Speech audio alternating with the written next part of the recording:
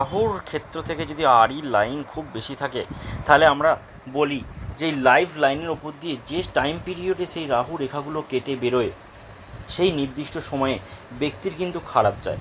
কীরকম খারাপ যায়? সেই নির্দিষ্ট সময়ে ধরুন এই ব্যক্তির ক্ষেত্রে প্রথম রাহু রেখা যেটা, সেটা সব থেকে বড়ো, সেটা হচ্ছে 38 একটা বড় রাহুরেখা, বা 36 থেকে 38-এর মধ্যে একটা বড় রাহুরেখা রয়েছে।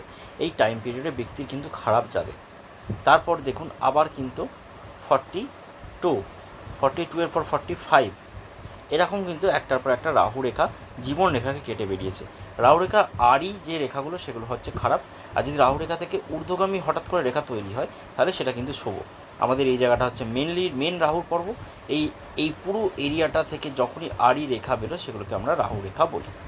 রাহু রেখার ক্ষেত্রে অশুভ জায়গা বলতে এই নির্দিষ্ট টাইম পিরিয়ডে ব্যক্তির খুব খারাপ টাইম যাবে অর্থাৎ আর্থিক